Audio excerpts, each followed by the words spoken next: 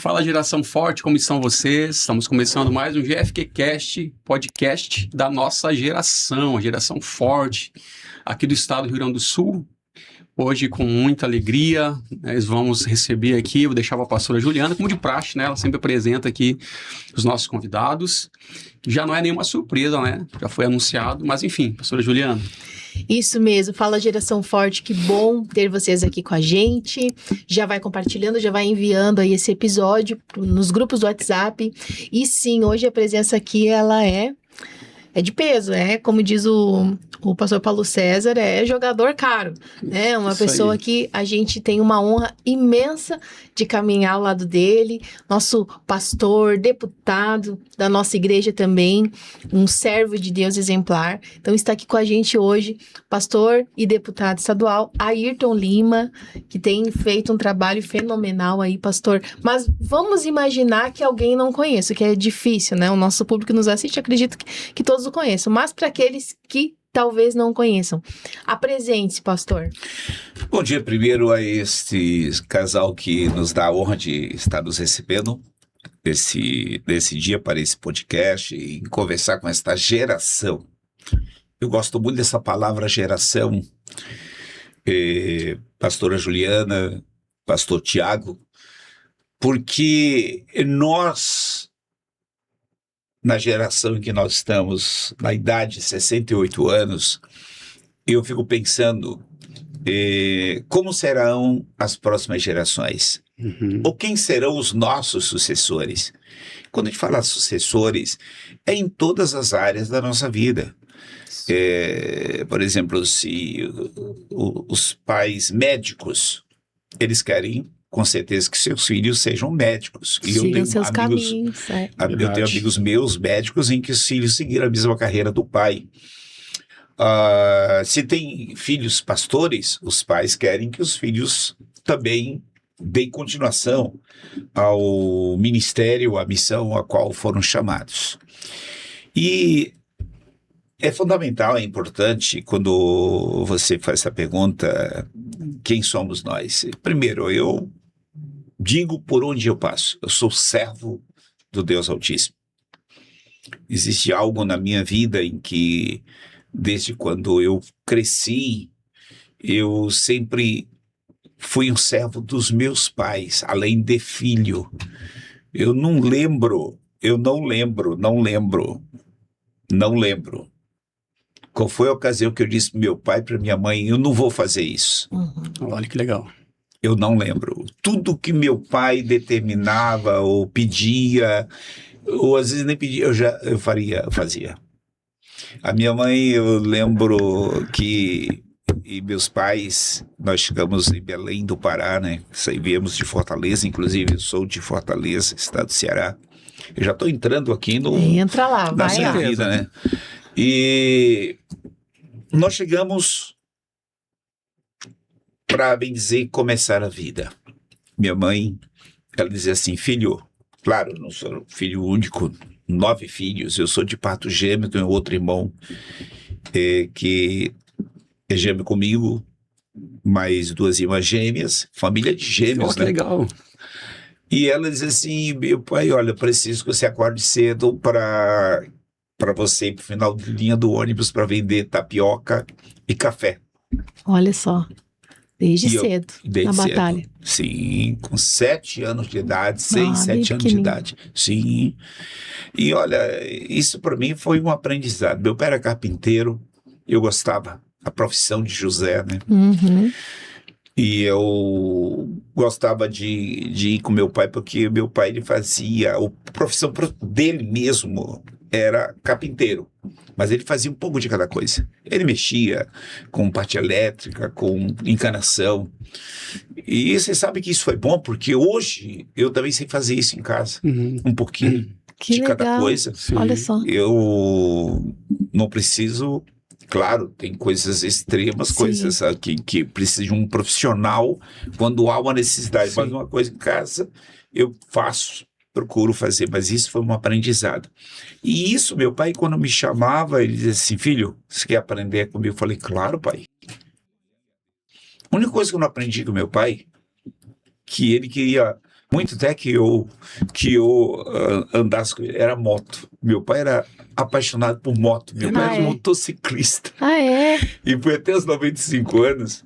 Interessante, quando ele não podia mais se aprumar na moto, ele fez um triciclo na moto. Ah, olha, paixão por Gostava moto mesmo. Sim, eu tenho até essa foto interessante, depois que ele partiu daqui, né? Eu tirei uma foto.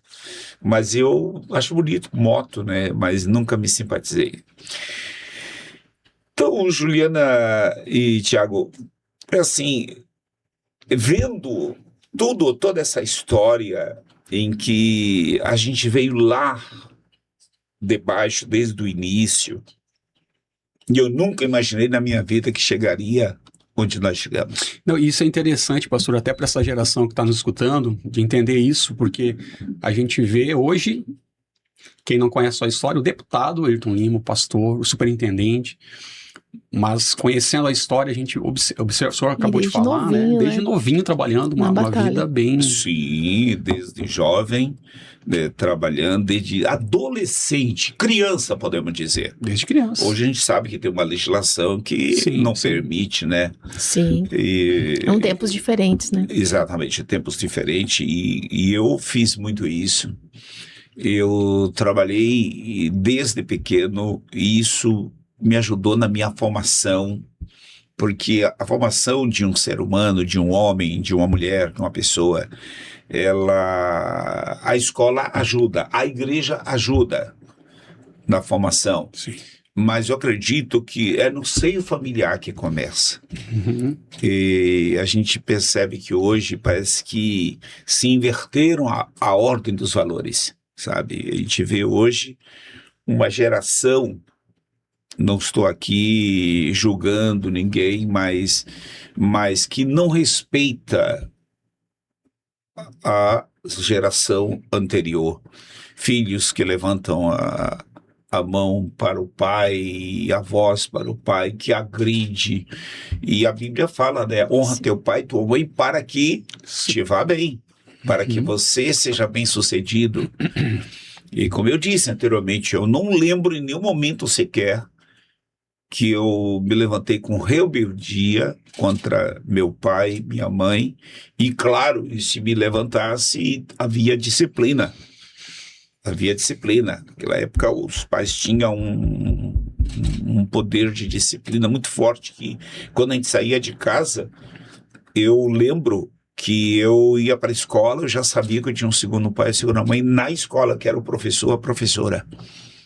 Então isso era E foi sendo formado em todos os espaços que o senhor trilhou. Exatamente, por onde a igreja foi algo que realmente me fez esse cidadão de contribuir para o bem-estar do ser humano, das pessoas. Uma das coisas, Tiago e Juliana, que me passa do meu coração dentro de mim, eu quero sempre ser útil. Eu quero sempre estar servindo. Isso é algo que eu gosto, e eu aprendi assim, e quero continuar assim.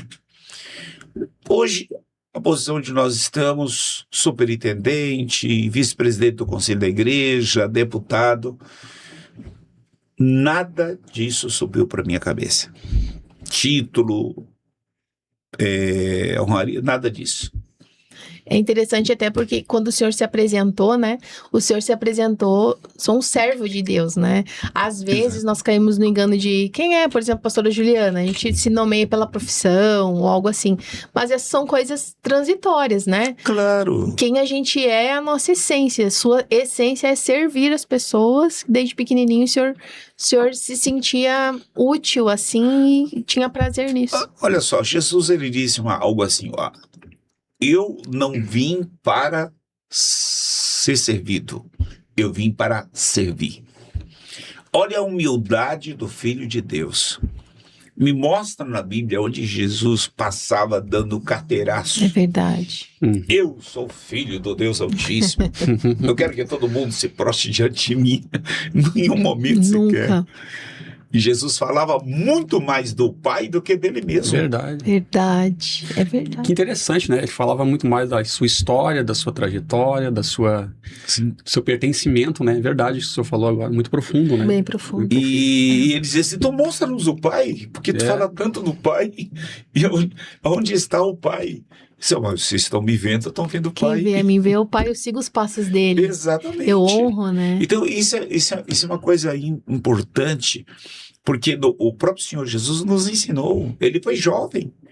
E Jesus sabia que ele trabalhou na carpintaria com José, se José era carpinteiro, né? Sim. A profissão, inclusive, que meu pai exerceu por muitos anos. Ele foi chefe da carpintaria do Exército.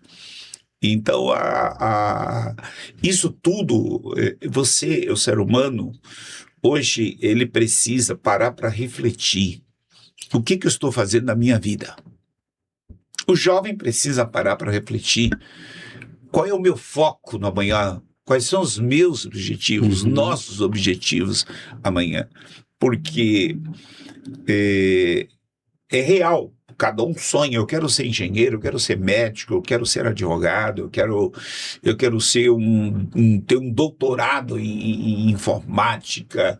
E hoje, que é uma coisa que está disseminada no meio da raça humana, essa questão da inteligência artificial, que eu até assistia essa semana uma matéria do jovem, ele era um jovem, e é um jovem, que criou o ChatGPT. ChatGPT, né?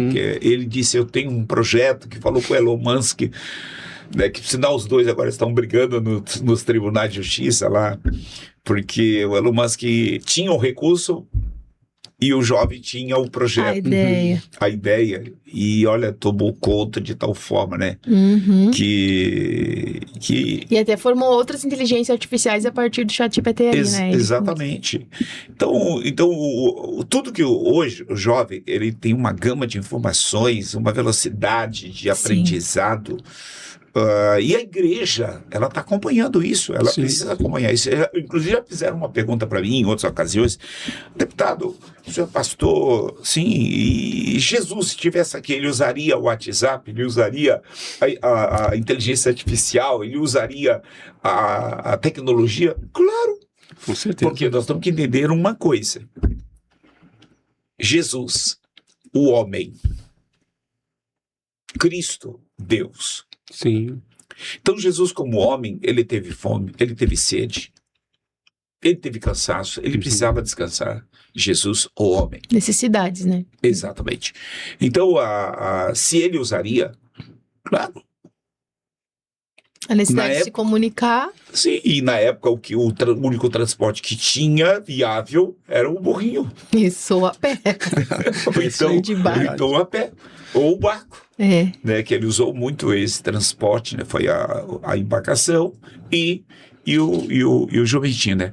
Até tenho, não sei se eu posso quebrar um quebra-gelo aqui. Com certeza. Até tem uma pergunta assim, quem foi que andou com Jesus, que serviu Jesus e fez tudo por ele, quando morreu não foi nem pro céu nem pro inferno? Ai. Aí, o jumentinho? O jumentinho. Entendeu? Então a pessoa, mas peraí, mas... Os discípulos andaram com ele e morreram. Foi pro céu, mas o jumentinho. Então, esta nossa vida, ela é feita de uma história. Vocês aqui com este programa estão escrevendo uma história. Cada um de nós estamos escrevendo uma história. É lamentável, abrindo aqui um parênteses, que muitos jovens estão encurtando a sua história. Eu estou com 68 anos e eu quero chegar à idade do meu pai, 95, quero ir a 100, quero ir a 180.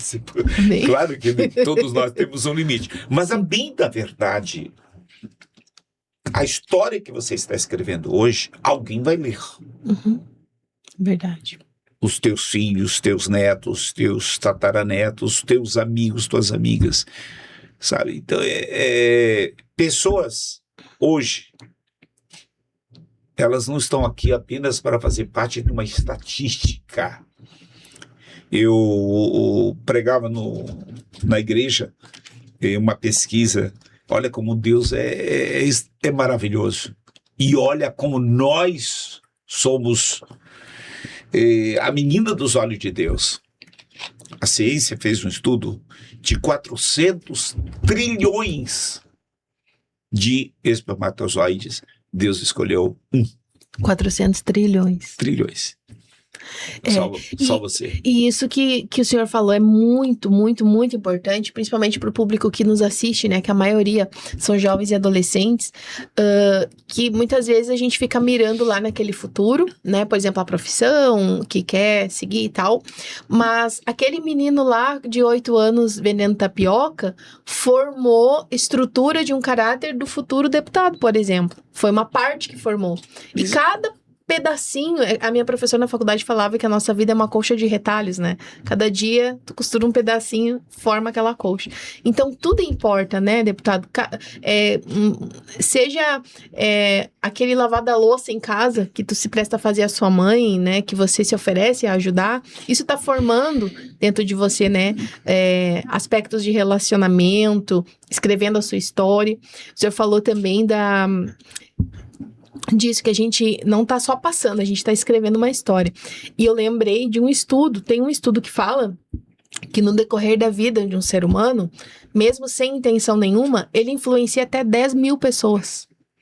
10 mil pessoas são influenciadas. Seja, por exemplo, uma fala minha aqui, talvez uma pessoa captou, e essa pessoa falou para outro, e essa pessoa replicou aquele comportamento, e tipo, nós marcamos a história das pessoas mesmo, né? Vivendo. Com certeza, olha, a história, ela vem escrita a cada dia em que você tem a oportunidade de estar aqui no mundo. Nós temos uma data de nascimento, dia, mês, ano, hora e onde nascemos e fomos registrados com um nome. Até quando nós vamos estar aqui? Não sei. Nenhum ser humano sabe. Mas eu acredito que a cada dia que nós estamos aqui, nós temos que aproveitar a oportunidade. Por exemplo, ali, antes de ser deputado, eu fui para São Paulo, nunca imaginei ser nunca vereador. Passou pela sua cabeça? Não. Lá em São Paulo, entre capital e interior, foram quase 10 anos, e eu estava 7 meses na cidade, onde a comunidade, a sociedade me chamou para mim concorrer a vereador. Então, 7 meses. Eu disse, não, eu estava ali apenas por uma missão, e realmente sempre foi uma missão de servir a Deus, de me dedicar, de fazer com que Deus me usasse de uma forma ou de outra, mas eu não sabia por que Deus estava me chamando para ser vereador, e fui Olha vereador só. eleito 7 meses, depois presidente da Câmara. Nunca se imaginou na Nunca. vida. E olha, deixa eu só uma coisa aqui, Tiago e Juliano, falar para vocês. Eu sempre coloquei em primeiro lugar o chamado ministerial. É uma missão, a política é uma missão, o mandato é um ministério, eu encaro isso como um ministério chamado de Deus. E Deus me testou. Faltava 1 ano e meio para mim terminar o meu mandato como vereador em São Paulo, na cidade de Itatinga, pertinho de Botucatu. E o Conselho Nacional disse, nós estamos precisando de você na cidade de Batatais. A igreja está precisando de um pastor, de um missionário. Está passando por um momento difícil lá. E você vai? Eu disse, na época era o pastor Eduardo Edrojeski, que já partiu para a glória. Disse assim, você vai? Eu falei, pastor Eduardo, qualquer posição onde eu estou está acima para mim o meu chamado. Isso aí. É o meu chamado. E eu fui. Renunciei, faltando 1 ano e meio do mandato. Fui para a cidade de Batatais. Olha só. Isso é muito importante. Então, eu tenho um chamado de Deus na minha vida, de servir. Por isso que o Senhor Jesus disse, buscar em primeiro lugar o reino dos céus, a sua justiça e as demais coisas que serão acrescentadas. E fiquei lá em Batatais quase 3 anos. Depois recebi um chamado para ir para Ponta Porã, Mato Grosso do Sul. Mato Grosso. E como é importante isso, pastor, que o senhor falou, de nós colocarmos o chamado de Deus, aquilo que é a nossa paixão, né, em servir a Jesus, porque é interessante para o jovem, para o adolescente entender também que aquilo que ele ocupa hoje, de algum cargo, seja um trabalho, seja uma função na escola, qualquer lugar que ele ocupe, ali ele pode ser um servo, né? Ali ele pode ser um agente de Deus naquele lugar de transformação, como o senhor tem sido também, né? A gente vê na questão da política, como o senhor tem defendido as causas da igreja, as causas do corpo de Cristo. Queria que o senhor falasse um pouquinho disso, desse chamado fora ministério, não que não seja ministério também, mas um chamado ocupando a sua função como um defensor, né? Um defensor da palavra, né? Um defensor da fé. Nós sabemos que nós temos aí a lei da fé, que foi uma lei criada na pandemia, né? Que se não fosse ela, que seria o de nós, né? Que seria da igreja na época, explicar para quem né? não sabe Exatamente. disso, né? Certo, Thiago. Juliana, olha só. Primeiro, eu não me refiro só na política. Em todas as áreas. Todas as áreas. Na vida profissional, onde você está. Eu confesso que é muito fácil a pessoa ser evangélica. Qualquer um hoje até se nomina como evangélico, cristão, dentro de 4 paredes. Essa dicotomia que é legal o pessoal entender que não há essa separação entre ser o cristão eu dentro sou um cristão dentro da igreja, no meu grupo de jovens, aqui eu sou cristão, mas na faculdade da igreja não. É fácil. Exatamente. É a parte mais fácil. É lá fora. É lá fora, em todos os lugares. Exatamente. É ali onde você está. E Jesus deu referência sobre isso. Sim. Jesus não se hospedou só na casa dos discípulos. Ele se hospedou na casa de pecadores. Sim. Jesus andou no meio dos pecadores para dar testemunho de quem? Do Pai. Qual a missão que veio? E quando Deus me separa para esta missão, lá, por exemplo, voltando à cidade onde eu fui vereador e presidente da Câmara, uma das primeiras coisas que eu fiz, um projeto de lei, foi honrar o nome de Deus. E foi aprovado por unanimidade pelos vereadores que nós, antes de abrirmos a sessão plenária, faríamos uma leitura de um versículo da Bíblia, sem tecer comentário. E até hoje, a Bíblia é colocada lá no plenário e lida. Olha que legal. Até hoje lida o versículo da Bíblia. Se não revogaram... Isso lá em Mato Grosso? Não. Em Itatinga, São Paulo. São Paulo, lá Petinho de Botucatu. No início da sua carreira. Virou uma lei orgânica da cidade, isso. Não. É uma lei incluída no regimento interno da Assembleia. Entendi. Pô, que legal, tio. Exatamente. A sua história ficou lá. Exato. Tá lá a história, hein? Aqui no Rio Grande do Sul, você vê que 191 anos completou a Assembleia Legislativa. 191 anos. Tem inúmeras frentes parlamentares na Assembleia Legislativa, do agronegócio, da metalurgia, de várias defesas. Nunca haviam conseguido uma frente parlamentar evangélica. Por quê? Olha só. Porque tem que seguir todo um protocolo, um regimento interno da Assembleia, para criar qualquer tipo de frente, CPI, frente parlamentar, tem que ter apoio de 55 deputados, apoio de 19 deputados. E no primeiro mandato, que nós entramos em 2019, eu senti que não havia ambiente, até alguns colegas tentaram criar a frente parlamentar, inclusive com da mesma fé, mas não havia ambiente para isso. Eles já tinham tentado. Já tinham tentado e não tinham conseguido. Uhum. E no segundo mandato, eu estou no plenário, 2 deputados, católicos, né? Um deputado e uma deputada chegaram comigo e sempre testemunhando, eu sou pastor, e sou pastor, e sou pastor. Entendendo e respeitando a fé de cada um deles dentro do plenário, dentro do ambiente. Eu sei que ali tem católicos, tem espíritas, tem pessoas de várias religiões.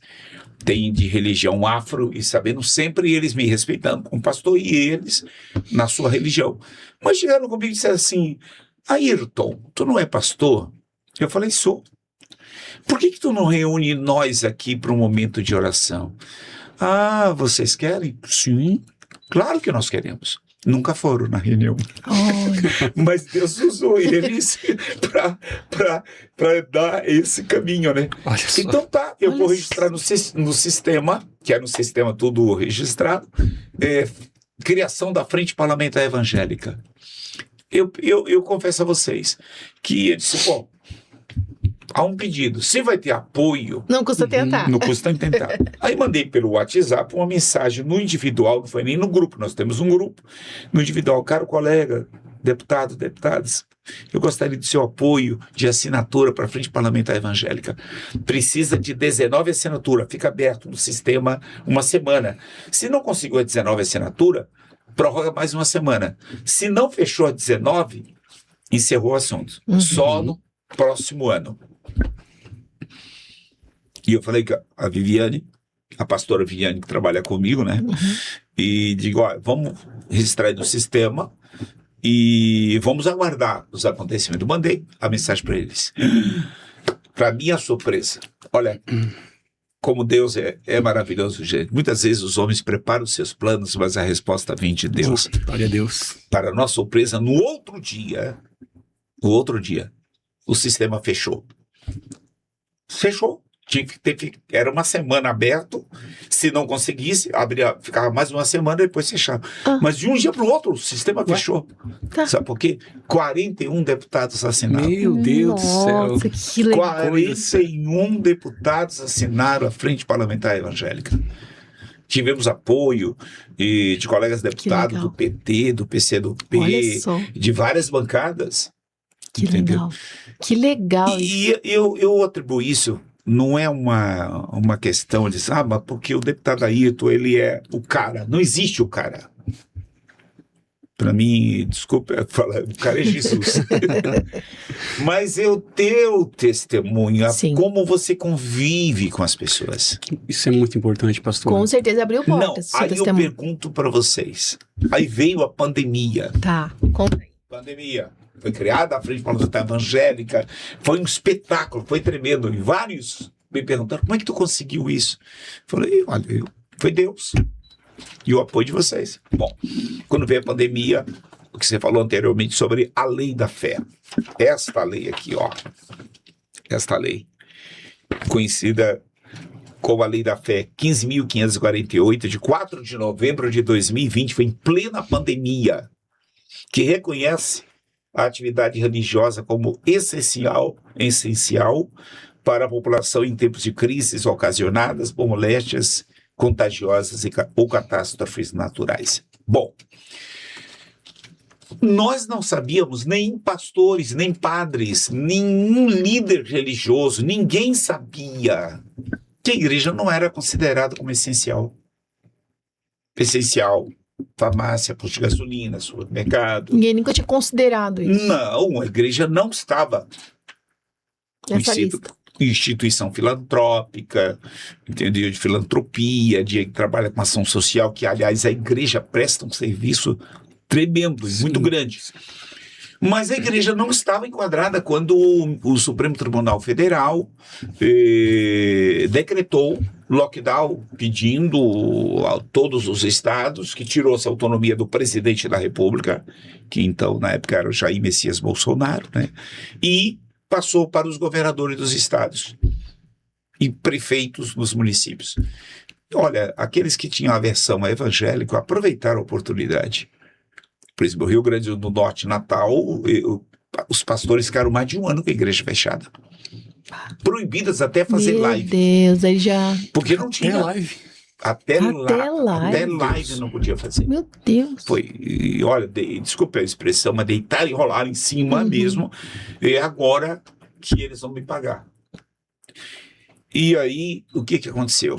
Entrei com um projeto, e aqui o governador Eduardo Leite, isso ele pode ter outros defeitos, né, que ninguém é perfeito, mas o Eduardo Leite foi sempre parceiro em atender as nossas demandas, nossos pedidos. E eu dizia para ele, ó, você faz o que você quiser fazer junto com o gabinete de crise, que tinha um gabinete de crise que ele era orientado, que também ele tinha responsabilidade em responder perante o poder público, o poder judiciário, se flexibilizasse aí, ó, podem reunir aí que eu mato no peito. Não, a responsabilidade era muito grande, que o Supremo Tribunal Federal havia dado para os governadores e sucessivamente aos prefeitos.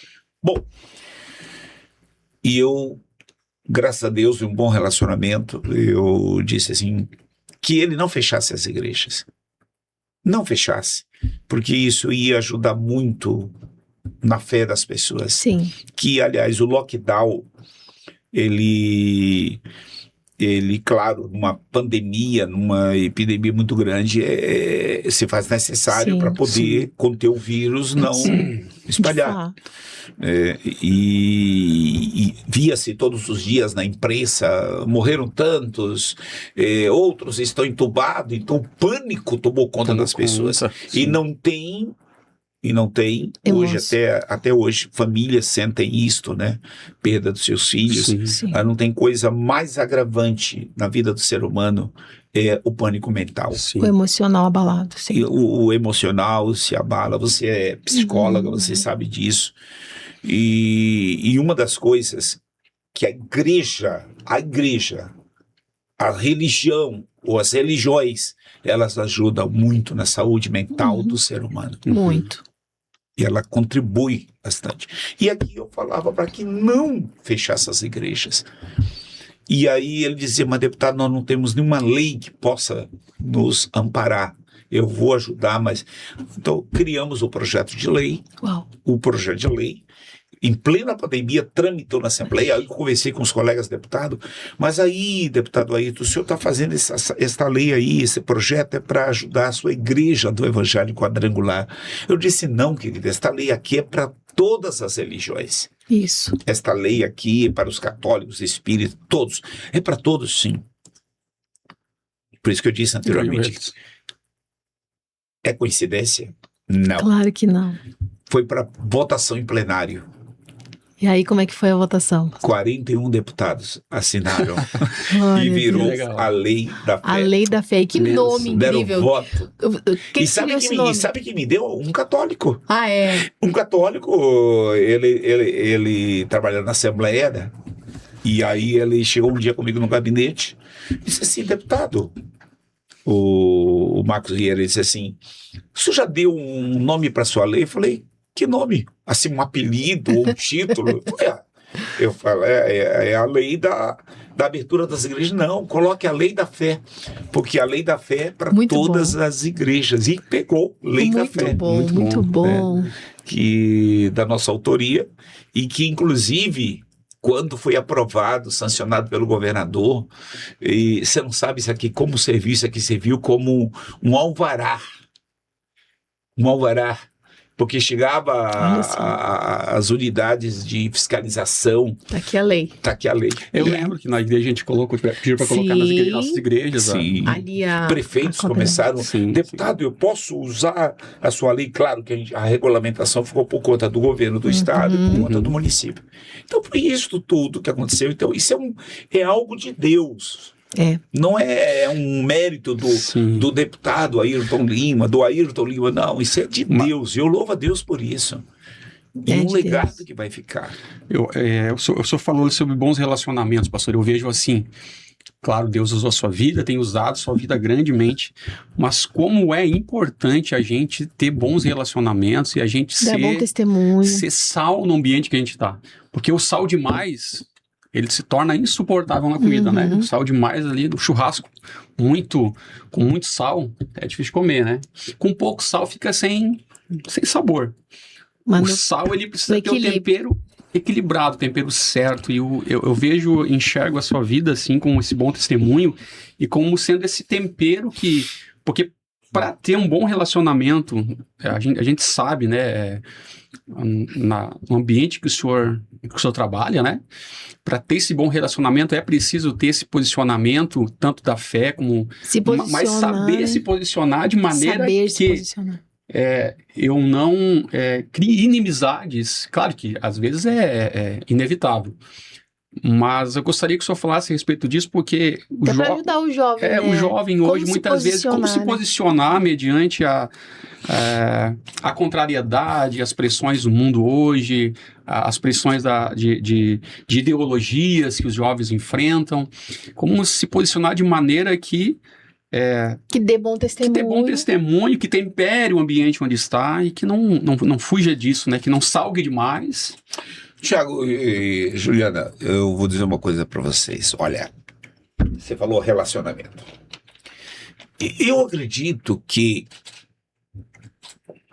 em todas as áreas da vida, haja visto, por exemplo, os pais que não sabem se relacionar com os filhos que não sabem se relacionar com os pais, o aluno com o professor, o pastor com a igreja, membresia com o pastor. Relacionamento. Aí cria-se o quê? Um conflito. Barreiras. E uma coisa que eu sempre digo, construa pontes e não muros. Isto. O relacionamento, ele consegue construir pontes. Sim. Para quê? Para você passar. Eu respeito hoje quem tem esse posicionamento e ele acha que deve ser assim, eu respeito.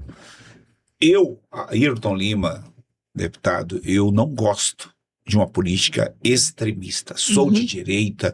Todos na Assembleia Legislativa sabem, os deputados e deputadas, que eu sou contra o aborto, que eu sou contra a legalização das drogas. Sabem que eu sou contra aquilo que agride o princípio estabelecido da palavra de Deus. Mas eu não preciso ser extremista. Sim. Eu não preciso tentar empurrar a goela abaixo no Tiago, nem na Juliana, o que eu acho que deve ser. Isso. O diálogo, eu converso. Olha, uma comissão que eu faço parte dela, fiz parte dela há 8 anos, Comissão de Direitos Humanos. E lá, os colegas que pensam diferente de mim, mas nunca precisei entrar em rota de colisão, nunca precisei entrar em rota de choque. Você carrega e você leva o seu testemunho pelo seu comportamento, pela maneira em que você se dirige às pessoas. Por que hoje as pessoas estão violentas no trânsito?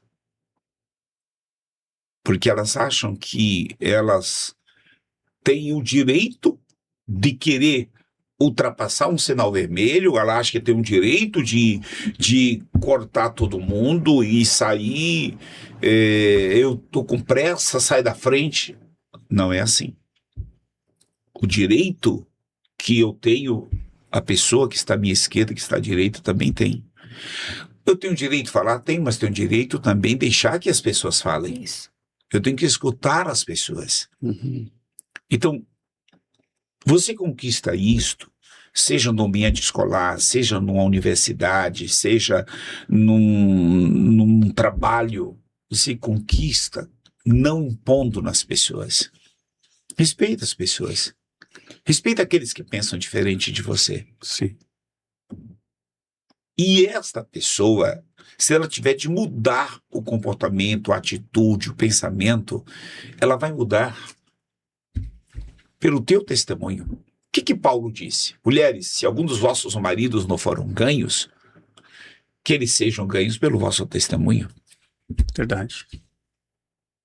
Você entende? Então, é algo que cada ser humano, ele que tem que se policiar. Eu perfeito sou, não sou, tenho defeitos. Entendeu? Talvez eu fui referência, um estímulo para alguém, para outros eu não fui. Nenhum de nós somos perfeitos, só um, que é Jesus Cristo. Paulo buscava essa perfeição em Cristo. Então, só que na oportunidade que você tem de colocar Jesus no ambiente onde você está trabalhando, numa escola, onde você se encontra, que não seja por imposição. Exatamente. Que não seja por imposição. Não queiram que as pessoas sejam você. Uhum. Porque, por que a gente fala isso? Aí Porque que tá o problema, né? muitos confundem, principalmente a gurizada, assim, jovens, adolescentes, confundem às vezes o posicionamento com uma imposição severa, uma ofensa às vezes. E não, é justamente isso, é ouvir as opiniões, é ter educação, Diálogo. é ter o diálogo e ter a consciência que aquilo que você acredita, você não precisa forçar. Até porque isso é bíblico, né? A Bíblia fala que convencimento quem dá é o Espírito Santo, né? Ele que convence a pessoa. Nosso dever é falar a palavra. É ser luz mesmo, né? Aquilo que Jesus fez, né? Representando sermos o Pai. esse sal. E eu vejo, essa na verdade é uma pergunta que eu sempre tive, assim, para essa curiosidade de perguntar isso, né? O senhor, até como deputado, eu vejo também que o nosso vereador aqui Querendo da cidade, ou não, pastor Hamilton, também um tem ambiente essa... de embates, naturalmente, né? Assim, por pensamentos diferentes, segmentados e tudo mais, né? E o senhor dar bom testemunho em um ambiente assim, realmente... Não, você tem que, acima de tudo, volto a dizer, respeitar aquele que pensa diferente de você. Por exemplo, eu tenho colegas deputados que tiveram momentos em que a gente conversando e tive a oportunidade de falar de Jesus para ele. E ele disse assim, qualquer dia eu vou na tua igreja. Distribuir Bíblias. Olha só. Distribuir Bíblias, a palavra de Deus, mas nunca impondo, olha, vai lá para minha igreja, vai lá para minha religião, ou vai lá para... Não. Claro que não. Entendeu? E até tem uma deputada na Assembleia que ela disse assim, olha, eu sou de terreira de Umbanda. Né? Eu disse, tudo bem, que maravilha. Não sei se foi com ar de me provocar. Digo, não, tranquilo, eu respeito sua fé, tudo. Não, mas a gente estava conversando, né? Sim. E ela disse, e a minha mãe vai na igreja, numa igreja evangélica. Eu falei, que legal. Que bem, se eu falo da minha mãe, de ti para minha mãe. Mãe, tem um deputado, pastor, muito legal. Ele é gente boa. Primeiro ela fez uma pergunta para ver como que o senhor ia reagir, depois ela abriu tudo. Claro, entendeu? É isso que as pessoas precisam entender. Muitas vezes elas são provocadas, mas depende de como você ouve, absolve, sabe, dá o desenrolar, da convivência. Eu volto a dizer, Jesus conviveu com todo mundo. Verdade, perfeito. Jesus. E Jesus tinha esse equilíbrio, né, pastor? Claro. Tinha essa... Gostei de sua palavra, equilíbrio. Equilíbrio. Porque o que nós encontramos pessoas hoje desequilibradas. E até digo, olha, aproveitando, esse programa circula nas redes sociais, vai circular. Muito cuidado com a rede social. Hoje nós temos nada contra, não estou fazendo aqui uma crítica do que eu vou dizer. Influenciadores. Muito cuidado. Tem muita gente influenciando uma gama muito grande de jovens, de geração de adolescentes, mas para que finalidade, com que objetivo? Eu, já entrando nessa área, por exemplo, sobre drogas, eu tenho 68 anos, eu nunca vi um cigarro de maconha, eu nunca vi uma pedra de crack, eu nunca vi cocaína, eu nunca vi nenhum tipo de droga, nem formato de comprimidos. Eu nunca vi. E não tenho curiosidade de conhecer. Mas hoje nós estamos vendo uma geração, quando eu morei ali em São Paulo, eu morei na capital e interior também. Aquela Cracolândia eu conheci de perto. O senhor foi lá? Sim, de perto eu vi. De adolescente a pessoas com 60 anos, 70 anos, mergulhado naquela Cracolândia. E às vezes passa uma vida ali, mergulhado. A vida. Assim, então nós precisamos entender que a melhor curiosidade que o jovem deve ter em conhecer, que seja Jesus. Amém. Que seja o princípio da palavra. Eu comecei com 16 anos de idade. Eu fui para a igreja com 14 para 15, com 16 para 17, eu já estava seguindo o ministério. Uau. E até hoje estou aí. E o senhor, então, foi convidado para participar da Comissão de Direitos Humanos? Como é que foi isso? Conta pra gente. Excelente, olha, a convivência dos direitos humanos foi com várias pautas que nós abraçamos, e inclusive uma delas que nós fechamos agora recentemente na Ubra, onde você participou, sobre feminicídio e violência doméstica. Sim. E eu, quando comecei, foi o primeiro município, foram 41, foi no município de Itaqui. 41 ao todo. 41 ao todo.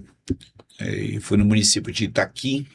E viemos falando. Quando até então havia os casos de feminicídio, violência na família, mas eu vinha chamando a atenção e eu falava para os colegas deputados e deputadas, olha, nós precisamos nos debruçar em cima desse assunto. E eu não sou o único responsável, protagonista, nós todos somos responsáveis. Eu nunca procurei puxar para mim, eu sou a pessoa que comecei com isso, eu só tenho direito. Não, é todos, é um conjunto.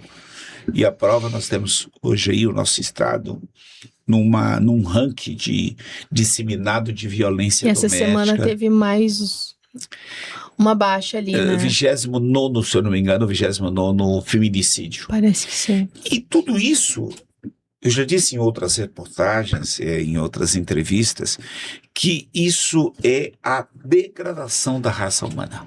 Sim. E isso está acontecendo com a degradação do princípio chamado família. Então, o que está acontecendo hoje é reflexo do ontem. E o que vai acontecer amanhã é reflexo do hoje. E o senhor se posicionou, só para o pessoal entender bem, o deputado, ele tomou a frente, né, de formar audiências públicas para debater sobre violência doméstica e feminicídio, e ele circulou por 41 cidades, é isso? 41 audiências, na verdade, em cidades iguais às vezes. E assim, fala um pouquinho pra gente dessa trajetória, nessas 41 audiências que o senhor já teve, o que o senhor viu, o que chamou sua atenção, o que o senhor acha que ainda tem a ser feito em relação a isso, né? Doutora Juliana, psicóloga, pastor Tiago, olha só, em cada uma delas foi um debate diferente. Se disser assim, foi igual lá em Itaqui, foi igual lá em Uruguaiana, porque foi igual lá em São Gabriel. Não, cada uma delas. Porque eram pessoas diferentes, eram palestrantes diferentes, eram situações diferentes. O problema que estava acontecendo lá naquele município, diferentemente do que no outro município vizinho ou a quilômetros estava acontecendo. Mas que resumindo, a gente chegou a resumir tudo, que o ser humano, o homem e a mulher, o casal, atravessando por problemas. O que ocorreu, por exemplo, um município que me chamou a atenção foi em Erechim. A juíza era uma das palestrantes e depois de outro do Ministério Público palestrar e também da Polícia Civil, que sempre eles participaram, ela disse assim, deputado, eu vou contrariar vocês aqui nessa audiência pública. Eu vou sair em defesa dos homens. E ela disse, por quê? Esse assim, os homens estão doentes. Os homens precisam serem tratados. E ela foi mostrando que realmente não é só questão de colocar a medida protetiva, não é só a questão de colocar a tornozeleira eletrônica, o monitoramento que deve ser feito, porque um ser humano, uma pessoa desequilibrada, ela é capaz de tudo. Ela hoje, o feminicídio ele foi além, foi extensivo, como já aconteceu vários casos aqui no Rio Grande do Sul. Ele não conseguiu atingir sua ex-companheira, ele não conseguiu tirar a vida da ex-companheira diretamente, mas indiretamente ele atingiu ela, quando ele já partiu para agredir os filhos. Sim. E teve um caso ano passado, Vários, né? você vê Mais que na um. Serra, De- não sei se vocês lembram aquele caso em que a guarda compartilhada, o pai pegou os 2 filhos gêmeos que deu de encontro com uma Sim. carreta, Sim. foi para atingir ela. O caso ali em São Gabriel, que jogou o filho em cima da Esse ponte. foi chocante Meu demais. Deus. Entendeu? Então, aquele caso aconteceu em Tubiara, Goiás, onde já estavam separados já 6 meses, quase um ano, e ele pegou os 2 filhos, ele matou os 2 filhos, depois se matou. Tudo para atingir quem? Teve um Ah, caso desculpa agora aí. recente em Cachoeirinha, né? Cachoeirinha também, ali na Que nossa ainda tá- cidade. Sim. Então o que ocorre? Está doente. Precisa haver um tratamento, tanto no homem, você que é psicóloga, que atua nessa profissão, você sabe o quanto as mulheres também precisam. E a Bíblia, ela é bem enfática, ela é clara, que quando fala ali que a mulher deve ser submissa, ou essa submissão não significa que a mulher tem que ser cega, ela tem que submeter-se ao que o homem determinado dizer. Não é isso. E não é isso e nunca vai ser isso. A submissão, está dizendo ali, é um conjunto de situações. Como uma engrenagem, né? Uma equipe trabalhando. Claro. Não jogar a responsabilidade dos filhos, a responsabilidade da casa, a responsabilidade das decisões só para um, tem que ser os 2 no conjunto. E a bem da verdade, a igreja, aí eu quero entrar agora nesse mérito da igreja, a igreja precisa debater. Quando eu falar igreja, não estou falando que denominação, falo, No geral. a liderança no geral tem que debater esse assunto. Sim. Se faz necessário, que por sinal em 2020 nós lançamos aqui um projeto chamado Você Tem Uma Voz Mulher, Muito lindo o projeto. e a nossa surpresa é que várias mulheres queriam contar o que estava acontecendo. Entendeu? Então, a igreja, ela vai ajudar muito, ela tem ajudado, aliás, aconselhamento de casais, ela tem ajudado na parte de orar, de aconselhar, mas eu acho que nós vamos trazer esse debate Sim. para mais perto, para mais olho no olho, frente a frente, o que é que está ocorrendo, o que é que está acontecendo, antes que seja tarde demais. Exatamente. Eu acho que a gente tem, graças a Deus, né, e também com a iniciativa, certamente a sua iniciativa, ela também levantou isso de uma maneira muito forte, principalmente aqui no Rio Grande do Sul, né, assim, esse debate sobre esse assunto, e a gente tem olhado para isso com mais atenção. Eu acho que a igreja vem trabalhando sobre isso há bastante tempo, só que tem coisas, deputado, que a gente percebe que parece que está num inconsciente, assim, coletivo, né, a psicologia fala isso, né, inconsciente coletivo. Por exemplo, tá? Eu já vi relatos assim, por exemplo, uma mulher cristã, né, que chega, pede ajuda e tal. Aí ela diz o seguinte: como que eu vou falar, o que os meus filhos vão pensar do pai que tá lá ministrando louvor, ou que tá lá pregando, ou que tá... Então, não é algo que é ensinado, mas é algo que fica naquele inconsciente coletivo, como que se essa pessoa tivesse um compromisso, vamos supor, de cuidar da imagem daquele agressor, né? E aí ela interpreta, talvez, errado a submissão, interpreta, talvez, errado alguns pontos ali, e se silencia onde não deveria haver silêncio, né? Eu acho que esse debate, ser aberto, é muito importante, né? Eu acho que essa fala do senhor, que ela é muito, muito relevante mesmo, porque não que necessariamente a gente ensine, ou a igreja ensine isso, pelo contrário, a gente foi para a liberdade que Cristo nos chamou, né? Para sermos livres, libertos, né? De todo jugo. Só que às vezes uma interpretação assim mal feita, ela pode vir, né? Como que uma herança de gerações lá atrás, e isso fica, né? Nesse inconsciente assim, e as pessoas ficam manejando de uma maneira muito sem tanta interpretação, vamos dizer assim, correta da palavra ou até da situação, porque uma coisa é o pecado, né, o qual acontece, todos nós pecamos. Outra coisa é um crime. A gente entender isso, né, de maneira diferente, como um cristão. Como é que faz isso, assim?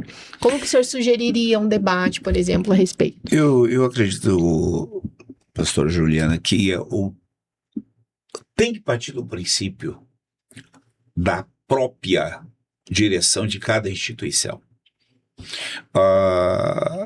Dizer que está tudo bem, que não tem nenhum problema, é tentar colocar debaixo do tapete, ou então tentar tapar, como diz um dito popular, o sol com a peneira. Tem problemas? Tem. Eu não vou citar por questão de ética, mas eu conheci líderes de grandes denominações que eles tinham problemas seríssimos na questão familiar. Que precisava ser tratado. E que precisava ser tratado. Eu sempre digo, a igreja não começa no templo, a igreja começa na casa. Exatamente. Lá na família, a igreja começa lá. Entendeu? Não é no templo. O templo é onde você vem se reunir. Se há uma situação, senta-se, vamos aparar as arestas, vamos resolver o que é que está acontecendo, o que é que está ocorrendo. Eu vou trazer para o âmbito da minha família. Meu pai, eu cresci vendo meu pai agredir minha mãe. E a agressão que ele não era só física, era verbal. Eu vi isso com 6, 7 anos de idade. Cultural daquela época, talvez sim. Que o pessoal fala, essa cultura continua ainda perdurando no nosso meio em pleno século XXI. Pode estar aí, mas isso precisa ser mudado. Sim. Mas eu, com 6, 7 anos de idade, graças a Deus, meu pai se converteu, se tornou diácono, um grande homem de Deus usado. Minha mãe se tornou pastora também. E uma grande mulher. Eu gosto de dar esse testemunho. Mas eu fui crescendo, olha só, com 6, 7 anos de idade, 8 anos. Eu disse assim, o dia que eu me tornar um homem que nem meu pai, eu não vou fazer isso que ele está fazendo com a minha mãe. Eu não vou fazer isso. Aqui dentro já. Exatamente, eu não vou fazer isso. Eu não vou. Se era porque trouxe uma família muito grande ao mundo, porque tinha que dar de comer, de vestir, entendeu? Se era por causa disso, que ele trabalhava de domingo a domingo, meu pai não tinha... Ele, além de trabalhar no chefe da cavitaria do exército, ele fazia muito bico. E ele trabalhava domingo a domingo, claro. E os filhos não tinham culpa, nós não tínhamos culpa. Exato. Mas eu fui aprendendo aquilo ali. Então, os jovens que estão vendo isso hoje, talvez acontecer na sua família, isso pode encerrar esse ciclo com você. Amém, é isso aí. Esse ciclo de violência pode encerrar a vida desse jovem. Amém. Mas é ele, você que está assistindo aí, você dizer não, como aconteceu comigo, não. Daqui para frente, se meu pai fez isso com a minha mãe, isso eu não vou fazer com a minha esposa, eu não vou fazer. Então, ele tem esse poder de decisão. E o João, criança, eu já tinha tomado uma decisão. Entendeu? Então, é uma questão de chamar para uma conversa, debater o assunto. Mas tudo tem que haver um preparo. Isso. Havia um preparo. Entende? Existem problemas hoje, temperamentos, compulsões, maneiras que se vão surgindo entre um casal, existem, entendeu? Mas tem que haver aquilo que você falou anteriormente, equilíbrio por parte do homem e por parte da mulher, equilíbrio entre os dois. Se os dois começarem a se agredir, e principalmente se agredir na presença dos filhos, e começarem aquele clima de acusação, e eu coloco os filhos contra um, e essa questão da alienação parental é... Outro tópico importante. Exatamente. Entendeu? Então, o ambiente, ele vai com tendência ir para o ralo, aquela família, não é só o casal. Quando eu digo assim, quando se separa um casal, os únicos prejudicados é o marido ou a esposa? Não. Os maiores prejudicados são os filhos. Sim. Traumatizados, complexados. Entendeu? Então, por isso que é preciso haver um momento em que ambos têm que refletir. Há essa necessidade. A igreja é a maior contribuinte, a maior parceira nisso. Muito parceira. A igreja tem que chamar esse debate para dentro. É muito importante. Não só orar, não só aconselhar, não só mostrar dentro dos princípios da palavra de Deus, mas também a igreja tem que debater o assunto. É importante. Porque quando você debate o assunto, aí começa a vir realmente o que está acontecendo. A surgir até os problemas que a gente nem imagina, né? Exato. E isso, até mesmo, eu acho que, além do debate, talvez treinamentos, né? Um olhar mais apurado, assim, em relação... Às vezes, lá no Kids, tu vê uma criança que tá manifestando violência, né? Por exemplo, onde que ela tá aprendendo essa violência? Né? Então, termos, né? No nosso meio também, esses treinamentos nesse sentido. Eu até quero aproveitar o gancho e sugerir um livro muito bom. Esse livro, o nome dele é Comunicação Não Violenta. É um autor... estrangeiro, né? Marshall Rosenberg. Ele fala sobre como aprimorar relacionamentos pessoais.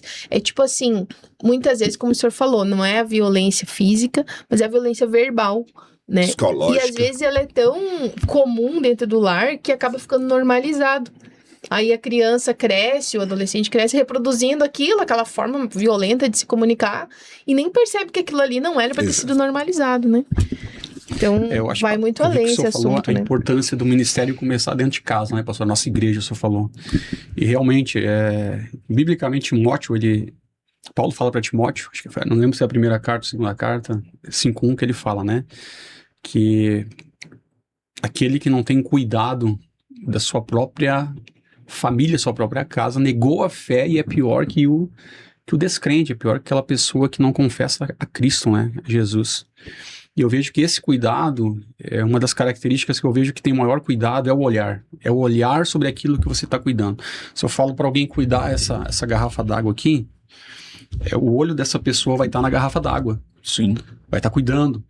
E esse olhar nosso, ele deve ser em todos os sentidos na nossa família, né? É o coração dos filhos, o coração da esposa, é o cuidado da provisão, é o cuidado de manter a casa em ordem. E essa função foi dada para o marido, desse cuidado. Claro que todos, uma funcionalidade, tem isso também, esse dever, né? Mas como principal, assim, do homem, ter esse discernimento, né? Esse cuidado de verificar cada situação, como está o coração do filho, o coração da esposa, as necessidades dentro do lar. Então, às vezes a gente cuida de como pastores, né? Como pastor, a gente cuida de tantas áreas da igreja, tem um olhar para tantas áreas, tanto ministério, enfim, mas dentro da nossa casa, muitas vezes, não temos esse cuidado. E o senhor falou, e é uma frase que eu uso muito, assim, na igreja, que eu falo também, é que o nosso primeiro ministério começa na nossa casa. Uma igreja saudável começa com famílias saudáveis, uma igreja curada com famílias curadas. Então, eu acho que essa visão ela é muito importante, né? Para o jovem que está nos escutando, enfim. E por um lado, Tiago, existe uma coisa que a sociedade hoje, o inimigo tem trabalhado muito para essa destruição do princípio chamado família. Sim. Eu entendo hoje e vendo que muitas vezes os pais faltam melhorar o seu relacionamento com os filhos e vice-versa, claro. O pai ele tem que conversar, ele tem que dialogar, mas o que eu vejo hoje, por exemplo, os filhos, eles estão praticamente assim, tomando decisões em que ele deixa de lado a respeitabilidade dos seus liderados, que são os seus pais. Então, isso tudo vai refletir, não hoje, amanhã. Porque ele vai crescendo, ele vai acompanhando uma situação em que não há freio, não há limites, não há compromisso de responsabilidade. E a igreja, ela tem esse papel fundamental de orientar, de aconselhar, de debater. A igreja tem, nós líderes, nós pastores, os padres, os líderes religiosos têm essa responsabilidade. Agora, dali para frente, vai a pessoa que absorveu, que recebeu aquele aconselhamento, aquela orientação, ela colocar em prática. Hoje nós vemos, por exemplo, a própria escola hoje, dentro dos estabelecimentos de ensinos, não pode falar isso, não pode falar aquilo, não pode falar tal coisa. Quer dizer, tirou-se até dos professores esse poder de debate, de diálogo. Não é implantar ideologia dentro da escola, Sim. Não é isso. Para conversar, eu lembro das minhas professoras, quando falava sobre família, quando falava sobre o respeito aos pais, a educação moral e cívica, essa matéria que nós foi banido do nosso grade curricular, educação moral e cívica. Então, existem muitas coisas que a escola poderia também ajudar a contribuir. Escola educa, não, escola ensina. Isso mesmo. Isso é muito importante. Entendeu? Muito importante. A igreja transforma. Não, a igreja contribui na mudança da mentalidade ou do comportamento da pessoa. Isso mesmo. Desenvolve a fé, amplia o pensamento. Exatamente. Agora, a escola também presta, né? E, enfim, vai longe aí esse debate, essa conversa. Mas, assim, nós temos também um momento, quando a gente traz um convidado, de abrir as caixinhas no Instagram. Tá? A gente colocou lá para o pessoal fazer algumas perguntas. Surgiram algumas perguntinhas ali, tá? Pode fazer. Vamos lá, então. A primeira pergunta aqui é assim. Essa batalha, aqui falando necessariamente da violência doméstica daí, tá? Ok. Essa batalha é muito necessária. Tipo, essa batalha que o senhor tá tendo aí diante das frentes e tudo mais. Então, quais as maiores dificuldades encontradas? Essa pergunta foi feita pela Franzoca_Capra. É assim que tá no Instagram, o nome dela, tá? Uhum. Então, quais as maiores dificuldades encontradas pelo senhor nessa batalha aí? Nesse assunto? Omissão. O que ocorre? Quando há omissão, não há interesse. Esse assunto não me interessa. Esse assunto não tem nada a ver comigo. Houve municípios que eu tive decepção. É mesmo? Não houve participação do público. Não houve interesse das pessoas. Claro. Porque isso aí não é uma pauta minha, isso não me interessa. Briga de marido e mulher, ninguém mete a colher. Puxa. Que frase bem de serviço total. Então, isso aí eu encontrei. Eu cheguei a dizer no gabinete, quando eu voltava das audiências, para dizer assim, olha, essa foi a última, eu não quero mais saber. Cheguei a dar entrevista na TV Assembleia, disse, olha, aí os colegas dizem assim, não, deputado, não desista, não desanime. Não porque desista. Muitas vezes a omissão te leva a você dizer, puxa, não há interesse. Sim. E se eu ver que sucesso foi na UBRA, né? Aqueles estudantes de direito lá lotaram. Ali foi de direito, eu não sei se era uma curiosidade ou eles estavam interessados qual a lei seria aplicada, como seria aplicada, de que forma seria aplicada, né? Mas eu aqui acredito que essa é uma das maiores dificuldades. Teve, inclusive, convidados que nós fizemos convites e que não apareceram. Autoridades que não compareceram. Coisa assim, eu não tenho. Eu vou falar uma coisa para vocês, eu não estou aqui julgando nem condenando ninguém, mas muito poucos prefeitos participaram. Mandaram, tudo bem, alguém representante do CRAS, alguém da... Porque, primeiro, a audiência pública não tinha nada a ver com cunho político. Uhum. Né? Era um debate. E eu nunca deixei virar para cunho político, bandeiras de partido, O nada que foi disso. fenomenal, e eu achei incrível isso Não, também. mas Isso é muito bom. Exatamente. Eu sempre digo, olha, isso aqui é um debate, um assunto. Nós estamos tratando de uma situação que está acontecendo. Tem outra Perfeito. pergunta? Tem. Teve algum relato que marcou o senhor nessa trajetória, debatendo a pauta de violência doméstica? Essa pergunta é da Simone Cabral. Teve sim, Simone. Olha, eu gostei da audiência pública de São Gabriel, que me chamou a atenção. Lá em São Gabriel, existe uma ONG de reeducação do homem. E essa ONG tem trabalhado em conjunto com o Poder Judiciário local, e que quando o agressor ele é denunciado e ele é levado para a delegacia, depois ele, consequentemente, ele é levado até a presença do magistrado, e ele escolhe se ele quer continuar preso, ser preso, ou passar por uma ressocialização de educação, de como conviver em família, em sociedade, e assim por diante. 99% dos homens que foram denunciados, que por medida protetiva, eles escolheram passar pela ressocialização. E eles tiveram recuperação. Uau, isso é maravilhoso. Não, então isso me chamou a atenção. Uau. É aquilo que diz, não vamos condenar os homens, eles estão passando, como disse a juíza, como bandidos, criminosos, que não tem jeito. Tem, às vezes o cara tá com um problema. É uma tal coisa, ó. Eu cresci, meu pai dizia assim, o homem que é homem não chora. Não, o homem que é homem chora. Muitos conceitos errados, né? Construídos ao redor do... Engole o choro.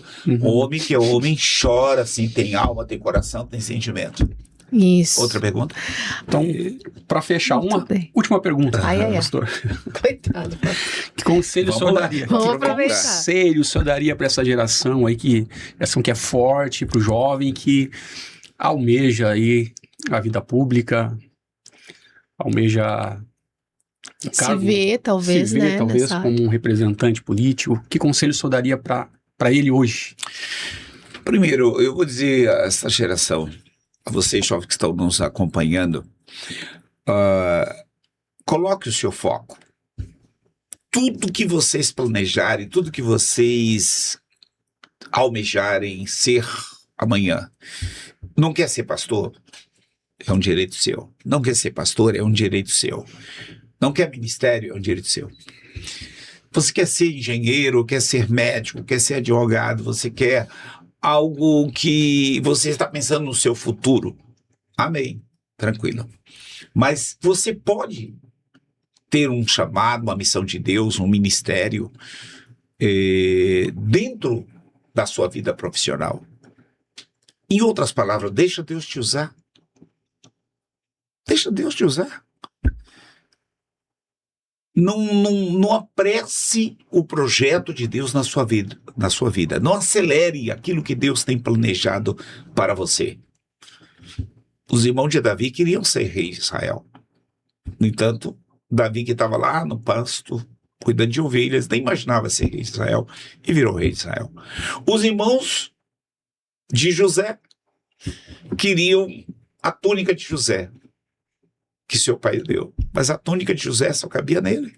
Uau. E ele nem imaginava, de uma cisterna de escravo, virou governador do Egito. Então, o conselho que eu dou para vocês, continue estudando, continue trabalhando, continue lutando,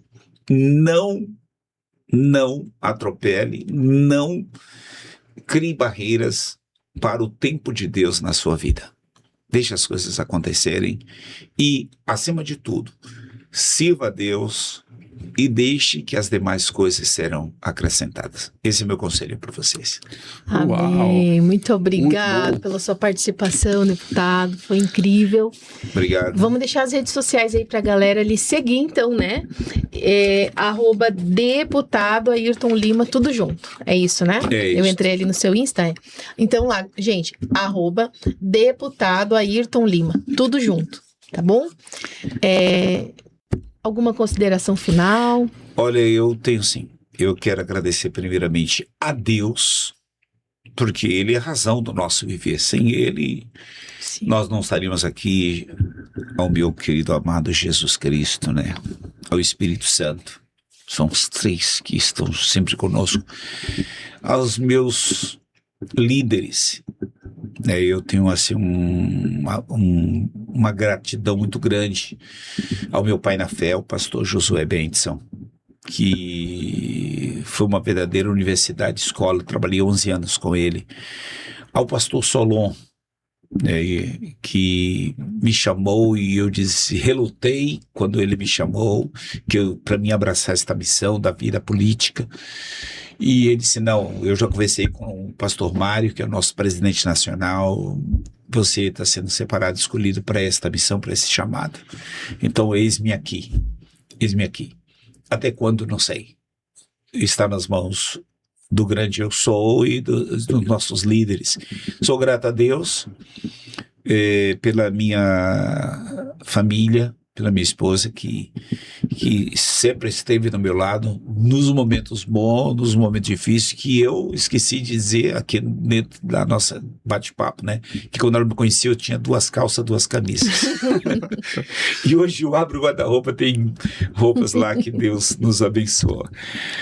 E as minhas filhas, né, que também sempre me apoiaram, e a Igreja do Evangelho Quadrangular, os bispos, pastores, pastoras, a nossa equipe que trabalha comigo até hoje, né, e citando a Viviane, Karina, Josemar, o Dr. Roger, a Everson, enfim, são inúmeros, né, ao Rogério, e agradeço, enfim, aqueles que acreditaram em nós, porque uma coisa é você querer, aí eu quero ser.